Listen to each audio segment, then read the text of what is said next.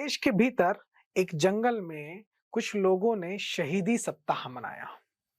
ये शहीदी सप्ताह उनके अनुसार कुछ लड़ाइयों में, कुछ मुठभेड़ों में मारे गए लोगों को याद करने का एक तरीका था। ये शहीदी सप्ताह उनके लिए एक जश्न का मौका था। लेकिन क्या आपने सुना इस शहीदी सप्ताह के बारे में? आखिर ये कैसा शहीदी सप्ताह था? इस शहीदी सप्ताह को किसने मनाया? और आखिर देश के किस स्थान पर, किस जगह पर इस शहीदी सप्ताह को मनाया गया? चलिए जानते हैं। मैं हूं शुभम उपाध्याय और आप देख रहे हैं द नैरेटिव। छत्तीसगढ़ के घोर माओवाद से प्रभावित क्षेत्र बस्तर में माओवादी आतंकियों ने शहीदी सप्ताह मनाया। 28 जुलाई से 3 अगस्त तक इस शहीदी सप्ताह का आयोजन माओवादी आतंकियों ने किया। इस बीच 2 अगस्त और 3 अगस्त को माओवादी आतंकियों ने एक बड़े समारोह का आयोजन किया और सबसे बड़ी बात यह रही कि इस आयोजन में 5000 से ज्यादा स्थानीय ग्रामीण मौजूद रहे। लाल सलाम के नारे लगते रहे और भारत की लोकतांत्रिक गणतांत्रिक सरकार को उखाड़ फेंकने की बात होती रही। तमाम नारे लगे, तमाम वक्तव्य दिए गए, भाषण दिए गए और भारत की लोकतांत्रिक संवैधानिक सत्ता को उखाड़ फेंकने की शपथ ली गई। उसके लिए आवाजें उठाई गई, उसके लिए स्थानीय ग्रामीणों को आह्वान किया गया और प्रदेश की छत्तीसगढ़ की भूपेश बघेल की सरकार सोई रही, हाथ पर हाथ धरी बैठी रही। देश में प्रतिबंधित माओवादी आतंकी संगठन communist party of India Maoist ने 28 जुलाई से 3 अगस्त के बीच शहीदी सप्ताह मनाने का आह्वान किया था। यह शहीदी सप्ताह असल में और कुछ नहीं बल्कि माओवादी आतंकी संगठन के मारे गए आतंकियों को याद करने का उनका एक तरीका है।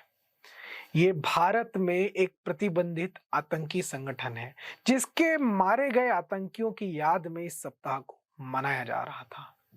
इस दौरान माओवादी तमाम तरह की गतिविधियों को अंजाम देते हैं। अपने आतंकी गतिविधियों को वो करने की कोशिश करते हैं। अपने प्रभावी क्षेत्रों में जो ग्रामीणों के भीतर उनके मन में जो वो डर बैठा कर रखे हैं उसे जिंदा रखने की कोशिश करते हैं। अपनी उपस्थिति दर्ज कराने की कोशिश करते हैं। साथ ही साथ सुरक्षा बलों पर जो सरकारी संसाधन है, जो सड़कें हैं, उस पर भी हमला करते हैं, उसे नुकसान पहुंचाने की कोशिश करते हैं। और यह साल दर साल देखा जा रहा है। एक के बाद एक माओवादी इस समय अपनी तमाम घटनाओं को अंजाम देते हैं और सरकारें चुप होकर बैठकर देखती हैं। इस बार भी छत्तीसगढ़ की भूपेश बघेल सरकार ने कुछ नहीं किया। माओवादी हिंसा को रोकने के लिए, माओवादी आतंकी संगठन की तमाम गतिविधियों को रोकने के लिए और इतने बड़े शहीदी सप्ताह के इस आयोजन को करने के लिए छत्तीसगढ़ सरकार ने माओवादियों को खुली छूट दे रखी थी, ऐसा प्रतीत होता है। माओवादियों ने इस पूरे आयोजन को इतने विशाल स्तर पर, इतने बड़े स्तर पर अंजाम दिया कि 4 अगस्त को इस शहीदी सप्ताह, उनके इस तथाकथित फर्जी शहीदी सप्ताह के खत्म होने के बाद माओवादियों ने 4 अगस्त को एक प्रेस रिलीज जारी किया। इस प्रेस रिलीज में उन्होंने स्पष्ट रूप से बताया कि कैसे 2 और 3 अगस्त को उन्होंने स्थानीय ग्रामीणों के साथ, हजारों की संख्या के साथ एक बड़े आयोजन को किया। कैसे उन्होंने अपने इस आयोजन के दौरान भारत की सरकार को उखाड़ फेंकने की बात कही। कैसे बड़े शीर्ष आतंकी, माओवादी आतंकी नेताओं ने यहां पर भाषण दिए और छत्तीसगढ़ और तेलंगाना की सीमा पर, छत्तीसगढ़ की भूमि पर हुए इस आयोजन के बाद छत्तीसगढ़ की सरकार हाथ पर हाथ धरे बैठे रही। छत्तीसगढ़ की सरकार हो या प्रशासन हो या पुलिस हो, कहीं से भी इसकी कोई खबर नहीं आई, बल्कि इसकी पूरी जानकारी माओवादी आतंकियों ने अपने प्रेस नोट से दी। छत्तीसगढ़ के माओवादी और तेलंगाना के माओवादियों ने एक संयुक्त रूप से जारी किए गए एक प्रेस नोट में इसकी पूरी जानकारी दी। उन्होंने फोटोज रिलीज किए, उन्होंने वीडियोज रिलीज किए। आप मेरे बैकग्राउंड में उन फोटोज और वीडियोज को देख सकते हैं जो माओवादियों ने जारी किए। माओवादियों ने जिन जिस प्रेस विज्ञप्ति को जारी किया उसे आप स्क्रीन पर अभी देख सकते हैं। आखिर इतना सब कुछ, इतना निडरता से, इतना खुलेआम माओवादी ऐसी घटनाओं को कैसे अंजाम दे देते हैं? छत्तीसगढ़ में भूपेश बघेल की सरकार आखिर कर क्या रही है? आखिर इतने बड़े घटना को, इतने बड़े आयोजन को अंजाम देने के बाद भी माओवादियों के विरुद्ध कोई बड़ी कार्रवाई छत्तीसगढ़ की सरकार क्यों नहीं कर रही है? यह एक बड़ा प्रश्न है। देश में एक प्रतिबंधित माओवादी आतंकी संगठन इतने बड़े स्तर पर, इतने बड़े तरीके से, इतनी बड़ी संख्या में लोगों को इकट्ठा करके एक बड़े कार्यक्रम को करता है और सरकार कोई इस पे कार्रवाई नहीं करती, कोई एक्शन नहीं लेती।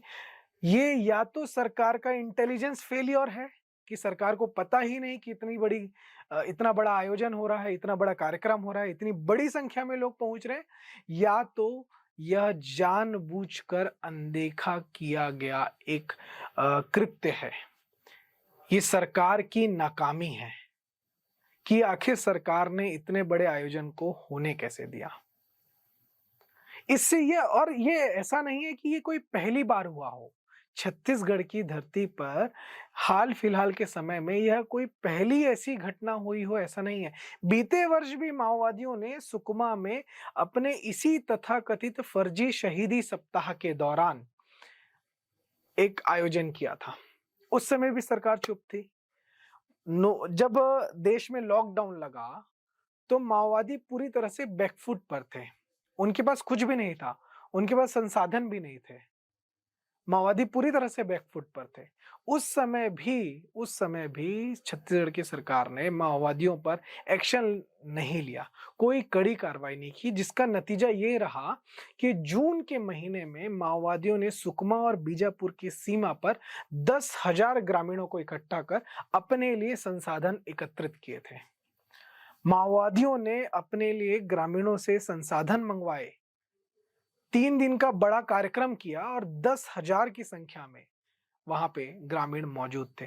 ठीक इस कार्यक्रम के 15 दिन के बाद माओवादी आतंकी संगठन के शीर्ष आतंकी नेताओं ने छत्तीसगढ़ में ही अपनी एक दूसरी बैठक की। इसमें 1 करोड़ के इनामी माओवादियों से लेकर 40-40 लाख रुपए के इनामी माओवादी शामिल थे। ऐसा बोला जाता है, ऐसा मीडिया रिपोर्ट्स में कहा गया कि जो पुलिस इंटेलिजेंस है उनको इसके बारे में जानकारी थी। जो पुलिस इंटेलिजेंस है उनको इस बारे में पता था कि माओवादियों की इस तरह की बैठकें होने वाली है। बावजूद इसके छत्तीसगढ़ सरकार ने, छत्तीसगढ़ के पुलिस प्रशासन ने इस पर कोई ठोस कार्रवाई नहीं की, कोई बड़ा एक्शन नहीं लिया। और तो और इस पूरे घटनाक्रम के बाद ऐसी भी जानकारी आई कि माओवादी जो लॉकडाउन के समय जो छात्र स्कूल से छोड़कर अपने घर गए हैं, स्कूल बंद होने के कारण घर पे हैं, उन्हें अपने संगठन में भर्ती कर रहे हैं, युवाओं को अपने संगठन में भर्ती कर रहे हैं। इन सारी खबरों के आने के बाद भी छत्तीसगढ़ की सरकार इस पूरे नेक्सस को रोकने में असफल रही।